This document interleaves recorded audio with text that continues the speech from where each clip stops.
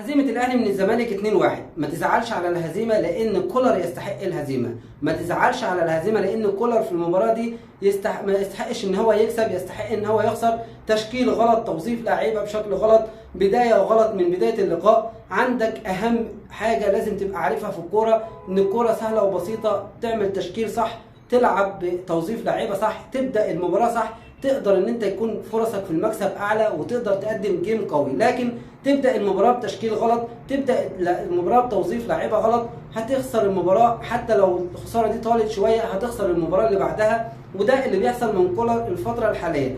كولر من بدايه اللقاء عنده اقوى خط موجود في الاهلي حاليا في مستواه، خط الهجوم بعد رجوع وسام ابو علي مع رضا سليم مع احمد عبد القادر. خط الهجوم ما عندوش حد ناقص فيه باستثناء حسين الشحات المؤثر، لكن مستوى الاهلي دفاعيا مش في افضل حال. خط النص غايب عنك باكمله الاساسي، ومع ذلك من بدايه اللقاء بتجرد نفسك من نقطه القوه عندك، من الخط الهجوم القوي، من النقطه الوحيده او اللعيبه الوحيده اللي في حالتها حاليا مع الاهلي خط الهجوم، سواء تقعد وسام ابو علي ورضا سليم وعبد القادر ومن بعدهم كهربا، وبتلعب بلاعيبه بلا فايده من بدايه اللقاء. بتلعب بلاعب زي طاهر بلا فايده من بدايه اللقاء، بتلعب بلاعب منتهي من بدايه اللقاء زي موديست. مش عارف ازاي تخلي موديست اساسي على وسام ابو علي. هل موديست بيهد دفاعات الخصم؟ هل موديست بيعمل قلق ومناوشات لدفاعات الخصم؟ هل موديست بياخد الكرة الطويلة اللي بتروح عليه؟ هل موديست بياخد الكرة اللي على الأرض؟ هل موديست بيقدم أي إضافة في خط الهجوم؟ هل شفت الشوط الأول؟ لكن تعالى شوف وسام أبو علي، كم فنت عملهم؟ الفنت ده كان ممكن يخليك تسجل هدف. كم تحرك هد دفاعات الزمالك بيه؟ كم كرة وسام أبو علي كان مميز فيها بالاستلام وبيسند؟ مهاجم هجام، مهاجم يقدر يسجل بيمينه وبشماله، مهاجم قوي لازم يكون اساسي النادي الاهلي مش موديست. طاهر الشوط الاول مش طاهر بس، الاهلي الشوط الاول ما عملش الاداء او ما سددش تسديده على المرمى. ما تقدرش تلوم طاهر لوحده، انت تلوم كولر على التشكيل اللي جرد نفسه من نقطه القوه، اللي جرد نفسه من تشكيل مثالي يكون فيه على اليمين رضا سليم، على الشمال عبد القادر، وراس الحربه هو وسام ابو علي، والبديل بتاعه كهربا، والسوليه اساسي على حساب كريم ندفد. لكن كولر عمل العكس، خلى الاهلي بمجرد ما شفنا التشكيل من قبل المباراه بساعه كل الاهلاويه وكل الناس قالت الاهلي هيتهزم. ده مش تشكيل الاهلي يكسب بيه، ده مش تشكيل الاهلي يكسب بيه الزمالك، اللي الزمالك يعتبر في افضل مستواه.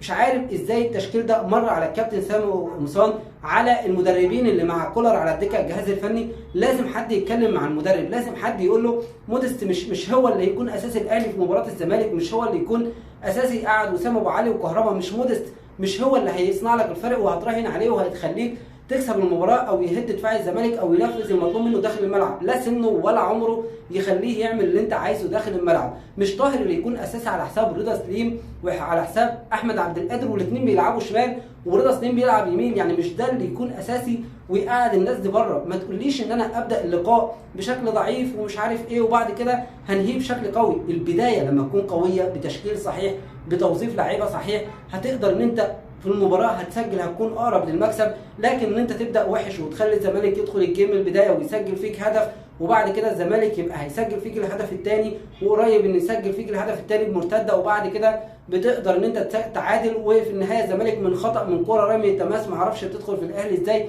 هدف، بتستقبل هدف ثاني وبتخسر اللقاء. كل ده بيقول لك ان كولر في فتره هي الاسوأ لكولر مع الاهلي، في فتره هي الأسوأ فنيا ذهنيا، مش حاضر، مش قاري الجيم بشكل كويس، مش شايف حالة اللعيبة وحالة الفريق الخصم، مش مراهن على اللعيبة اللي تخليه ينجح وتخليه يكسب المباراة ويكسب النقاط.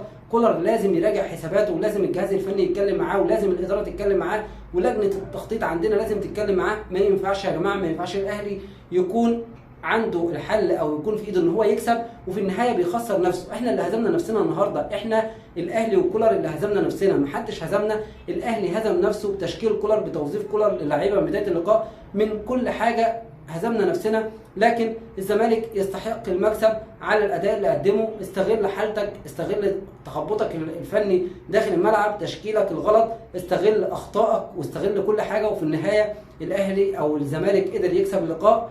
هارد لك لجمهور الاهلي، وزي ما قلت ما تزعلش على الهزيمه، احنا هزمنا نفسنا. ازعل على مستوى كولر وتفكير كولر والتشكيل اللي بقى بينزل بيه كولر مع الاهلي. اشوفكم في فيديو جديد ان شاء الله. اتمنى من كل واحد بيشوف الفيديو ده لو لسه اول مره بيشوف قناتي تشترك في القناه وتفعل الجرس، سيب لايك وكومنت الفيديو وان شاء الله اوصل لك كل جديد.